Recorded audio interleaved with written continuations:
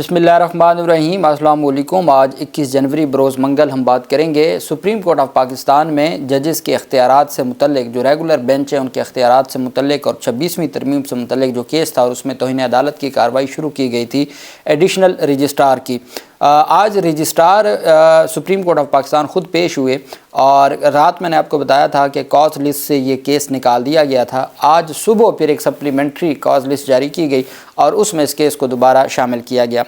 आज की समाअत में समझता हूँ कि अदालती इख्तियारात को बहाल करने की तरफ एक बड़ा कदम साबित हुई, क्योंकि मंसूर अली शाह साहब इस मामले को वाइंड अप नहीं करना चाहते। मंसूर अली शाह साहब इस मामले को जुडिशल कार्रवाई के ज़रिए और जुडिशल ऑर्डर्स के ज़रिए मंतकी अंजाम तक पहुँचाना चाहते हैं। आप अंदाज़ा लगाएँ कि आज सुप्रीम कोर्ट के बेंच को ये कहना पड़ा कि इसका मतलब है कि अगर कोई केस किसी बेंच में आ गया और हुकूमत के ख़िलाफ़ कोई कार्रवाई होने लगी है तो आप उस बेंच से उस केस को लेके किसी और बेंच में भेज देंगे। ये क्या तरीका हुआ? क्या ये अदलिया की आज़ादी है?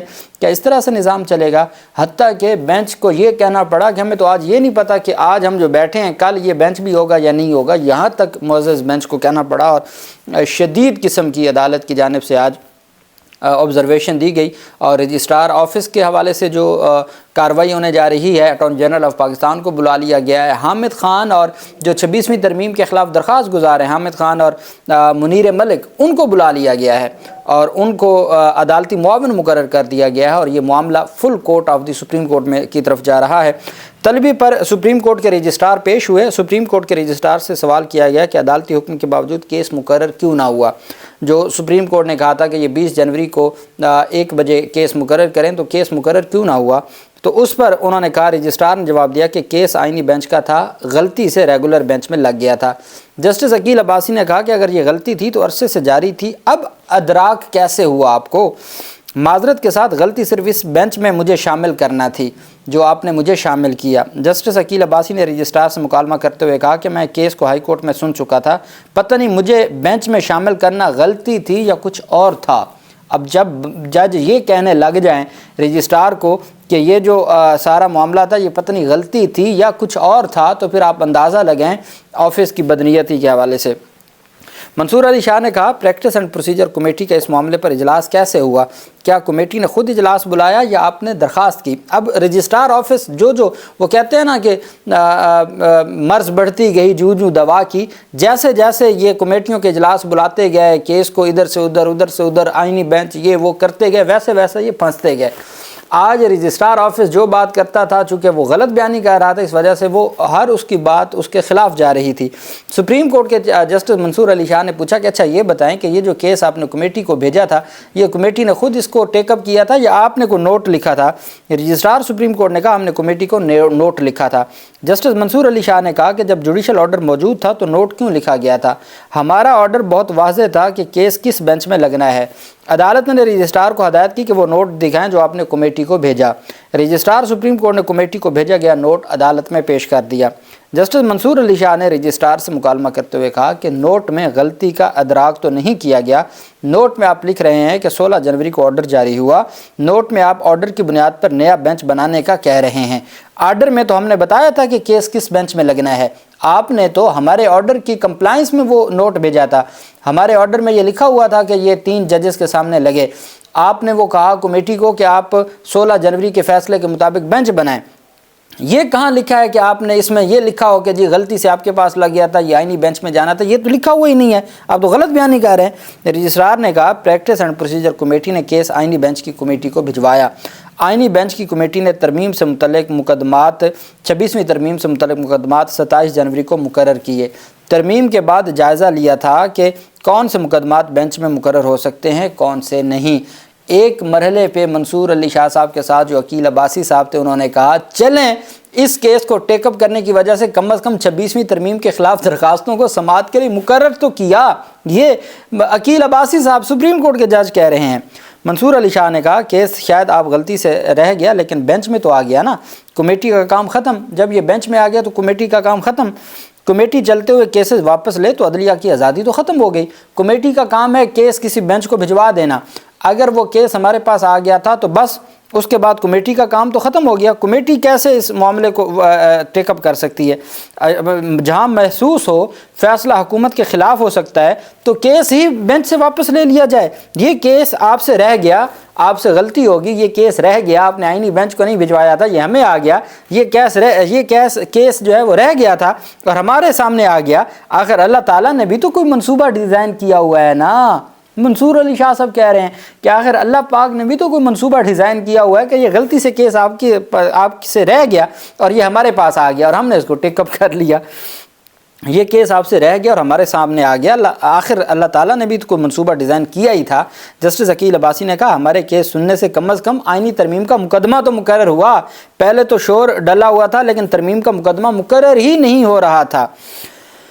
ٹیکس کیس میں کون سا آئینی ترمیم کا جائزہ لیا جانا تھا جو یہ مقدمہ واپس لے لیا گیا؟ عدالت نے معاونت کے لیے اٹارنی جنرل کو فوری طور پر طلب کر لیا. عدالت نے کہا کہ جو دستاویزات آپ پیش کر رہے ہیں یہ ہم ایڈیشنل رجسٹرار جوڈیشل کا دفاع ہے.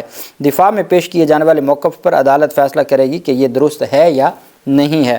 جسٹس منصور علی شاہ نے کہا کہ پریکٹس اینڈ پروسیجر کمیٹی کو مقدمہ واپس لینے کا اختیار کہاں سے آئے؟ اب سوال یہ اٹھا کہ جب ایک کیس ہے، چونکہ اس کے اوپر میں نے آپ کو بتایا کہ کل بلوچستان بار کونسل کی جانب سے بھی ایک پریس ریلیز جاری کی گئی اور منصور علی شاہ اور قاضی فیض کا فیصلہ ہے جس میں یہ کہا گیا تھا کہ جب ایک دفعہ ایک بینچ میں کیس چلا جائے تو پھر وہ کمیٹی یا چیف جسٹس اس کو ٹرانسفر نہیں کر سکتا کسی اور بینچ میں جب تک کہ وہ خود انکار نہ کر دیں. رجسٹرار نے کہا، منصور علی شاہ صاحب نے کہا کہ جوڈیشل آرڈر کو ایگزیکٹو آرڈر سے کیسے ختم کیا جا سکتا ہے؟ ایک کیس جو بینچ میں چل رہا ہے اس کو کیسے ختم کیا جا سکتا ہے؟ رجسٹرار نے کہا کمیٹی کیسز مقرر کر سکتی ہے تو واپس بھی لے سکتی ہے. جسٹس منصور علی شاہ نے کہا کہ یہ تو ہم اس کیس میں بتائیں گے کہ کمیٹی کیسز واپس لے سکتی ہے یا نہیں. جسٹس منصور علی شاہ نے رجسٹرار سپریم کورٹ سے مکالمہ کرتے ہوئے کہا کہ پشاور ہائی کورٹ میں بھی آپ رہے ہیں، آپ کو چیزوں کا علم ہوگا. ججز کمیٹی کا آرڈر بینچ سے کیس واپس لینے سے تو عدلیہ کی آزادی ختم ہو جائے گی. رجسٹرار سپریم کورٹ نے کہا کہ پریکٹس اینڈ پروسیجر قانون ایکٹ آف پارلیمنٹ ہے. پریکٹس اینڈ پروسیجر قانون کے تحت ججز کمیٹی عدالتی بینچ سے کیس واپس لے سکتی ہے. جسٹس منصور علی شاہ نے کہا کہ اگر ایسا ہوتا رہا تو کل کوئی کیس اس وجہ سے واپس لیا جائے گا کہ حکومت کے خلاف فیصلہ ہونے لگا ہے. میں ایک وضاحت کرنا چاہتا ہوں، 17 جنوری کو ججز کمیٹی کے 2 اجلاس ہوئے. اب آپ اندازہ لگائیں کہ 2 اجلاس ہوئے ججز کمیٹی کے. 16 جنوری کو فیصلہ آیا منصور علی شاہ کا کہ جی 20 جنوری کو یہ کیس لگائیں، تو ساتھ ہی 2 اجلاس 2 کمیٹیوں کے، ایک آئینی کمیٹی اور ایک supreme court practice and procedure committee کا اجلاس ہوا. 17 جنوری کو ججز کمیٹی کے 2 اجلاس ہوئے. مجھے ریگولر ججز کمیٹی اجلاس میں مدعو کیا گیا. میں نے جواب دیا کہ جوڈیشل آرڈر میں دے چکا ہوں، کمیٹی میں بیٹھنا مناسب نہیں ہے. پھر 17 جنوری کو ہی آرٹیکل 191A(4) کے تحت آئینی بینچ ججز کمیٹی کا اجلاس ہوا. جس وقت عدالتی بینچ میں کیس تھا اس وقت 2 اجلاس ایک ہی دن ہوئے. جسٹس عقیل عباسی نے کہا کہ ججز آئینی کمیٹی نے منٹس میں کہا کہ 26ویں آئینی ترمیم کیس 8 ججز کے سامنے سماعت کے لیے مقرر کیا جاتا ہے، اس لیے یہ کیس آئینی بینچ میں بھیجا جاتا ہے. 26ویں آئینی ترمیم کے خلاف تو ہم کیس سن ہی نہیں رہے تھے. چلیں اچھا ہے، اس کیس کے بہانے کیسز تو لگنا شروع ہو گئے. یہ صورتحال ہے. یہ معزز جو عدالت ہے اس کی جانب سے اس اتنے اہم سوالات اٹھائے گئے. جسٹس عقیل عباسی نے کہا کہ ججز آئینی کمیٹی نے منٹس میں کہا کہ 26ویں آئینی ترمیم کیس 8 ججز کے سامنے مقرر کیا جاتا ہے، اس لیے یہ کیس آئینی بینچ میں بھیجا جاتا ہے. منصور علی شاہ نے کہا کہ 2 رکنی عدالتی بینچ 5 رکنی لارجر بینچ بنا سکتا ہے. بیرسٹر صلاح الدین نے کہا کہ چیف جسٹس پاکستان کو فل کورٹ بنانے یا لارجر بینچ تشکیل دینے کی درخواست کی جا سکتی ہے. جسٹس عقیل عباسی نے کہا میں اعتماد کے ساتھ تو یہ بھی نہیں کہہ سکتا کہ کل یہ کیس ہمارے سامنے رہے گا یا نہیں رہے گا. عجیب صورتحال ہے، ہو سکتا ہے کل یہ کیس بھی ہمارے سامنے نہ رہے. جسٹس منصور علی شاہ نے ریمارک دی ہم توہین عدالت کے معاملے پر کس حد تک جا سکتے ہیں، اس معاملے کو بھی دیکھیں گے. بیرسٹر صلاح الدین نے کہا کہ عاصمہ جیلانی کیس اور ضیاء الرحمان کیس میں کہا گیا کہ جوڈیشل پاور نہیں لی جا سکتی. کچھ ججز کے پاس زیادہ اختیارات ہیں اور کچھ ججز کے پاس کم اختیارات ہیں، اس وجہ سے میں فل کورٹ تشکیل دینے کی استدعا کرتا ہوں. بیرسٹر صلاح الدین نے کہا کہ مہربانی کر کے اس معاملے کو آپ فل کورٹ میں لے کے جائیں. اگر فل کورٹ میں لے کے نہیں جائیں گے تو یہ معاملہ حل نہیں ہو سکے گا. یہ معاملہ مزید گمبھیر ہو گیا ہے اور آپ کو ہر صورت فل کورٹ تشکیل دینا پڑے گا. اب 3 چیزیں آ گئی. فل کورٹ کی مطالبہ آ گیا، کیا ایک جوڈیشل آرڈر کو ختم کیا جا سکتا ہے، یہ سوال آ گیا. اور دوسرا سب سے اہم سوال یہ تھا کہ جو کیس ہے اس کو آئین اور قانون کے مطابق اگر دیکھنا ہے تو جو توہین عدالت کے کیس میں ان چیزوں کو دیکھا جا سکتا ہے. ایگزیکٹو کے آرڈر کو، جوڈیشل آرڈر کو، اور کون سا آرڈر جو ہے وہ قائم رہے گا. جوڈیشل آرڈر کے ہوتے ہوئے ایگزیکٹو آرڈر ہو سکتا ہے. پھر ایک کیس جو پہلے سے ہی کمیٹی میں ایک بینچ میں زیر سماعت ہے تو اس کو واپس کیسے لیا جا سکتا ہے، یہ بھی دیکھا جانا ہے. پھر یہ ہے کہ کیا یہ معاملہ فل کورٹ کو جانا چاہیے، کیا 2 رکنی بینچ 5 رکنی بینچ بنا سکتا ہے جوڈیشل آرڈر سے، کیونکہ اب جو بھی ہوگا وہ جوڈیشل آرڈر سے ہوگا. اب اس میں ایک مرحلے پر جو ہے وہ کچھ ججز کے اختیارات باقی ججز سے کیوں زیادہ ہیں، اس معاملے پر فل کورٹ بنانے کا بھی کہا بیرسٹر صلاح الدین نے. منصور علی شاہ صاحب نے کہا ہم نے تو کمیٹی میں پہلے اس بات کی ریکویسٹ کر دی تھی. عقیل عباسی نے سوال اٹھایا کہ کیا ہم توہین عدالت کی سماعت میں ایسا حکم جاری کر سکتے ہیں. جسٹس منصور علی شاہ نے کہا کہ اس سے متعلق وکلاء ہمیں آگاہ کریں. لاہور ہائی کورٹ کے سابق جج جسٹس شاہد جمیل کھڑے ہو گئے. اب جو لاہور ہائی کورٹ سے جنہوں نے ریزائن کیا تھا اور اقبال کی شاعری کے ساتھ وہ جب شروع ہوا تھا، اعجاز الاحسن نے ریزائن کیا، پھر یہ جسٹس شاہد جمیل صاحب بہت تگڑے جج ہیں، انہوں نے بھی لاہور ہائی کورٹ کے جج تھے، وہ بھی آج سماعت میں موجود تھے. عدالت جسٹس شاہد جمیل کھڑے ہوئے اور کہا کہ آرٹیکل 187 کے تحت سپریم کورٹ مکمل انصاف کی فراہمی کے لیے فل کورٹ بنا سکتی ہے اور یہ سپریم کورٹ کے پاس اختیار موجود ہے.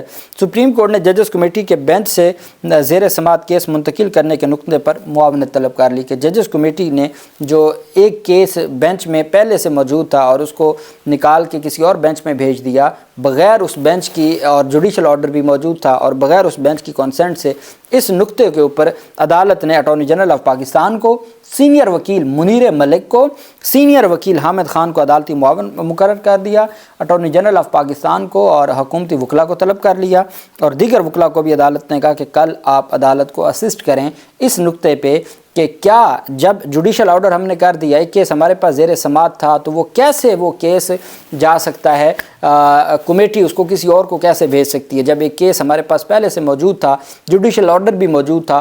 تو پھر اب منصور علی شاہ ہر صورت جو آئین 26ویں یعنی ترمیم سے متعلق، ان کو پتہ ہے آئینی بینچ میں کیا ہوگا. کل رپورٹر کہہ رہے تھے کہ جب آئینی بینچ میں سماعت ہو رہی تھی تو بار بار وہاں یہ بھی پوچھا جا رہا تھا وہ منصور علی بینچ کا کیا ہو رہا ہے، ججز آپس میں پوچھ رہے تھے، یہ ایک رپورٹر کی جانب سے کہا گیا، تو پتہ ان کو بھی ہے ساری چیزوں کا. اور حسنات ملک کہتے ہیں کہ عدلیہ کی آزادی اتنی تباہ ہوئی ہے کہ خود سپریم کورٹ کے آئینی بینچ میں بیٹھے ججز یہ کہہ رہے ہیں کہ 26ویں ترمیم واپس ہونی تو ہونی ہے، لیکن یہ کب ہونی ہے یہ سب سے اہم بات ہے. ہمارے جو چیف جسٹس صاحب ہیں وہ چھٹیوں پہ تشریف لے گئے ہیں، تو اب جو عدالت کی جانب سے منصور علی شاہ صاحب نے کل کے لیے سماعت ملتوی کی، اور یہ معاملہ یہ کیس مزید خطرناک ہوتا جا رہا ہے، اور ہر صورت عدلیہ اپنی جو وقار ہے، آزادی ہے، اختیار ہے، اور اپنے جو پاورز ہیں وہ واپس لے کے رہے گی، اور ہر صورت آئین اور قانون کی بالادستی ہوگی. اللہ پاک پاکستان کا حامی و ناصر ہو.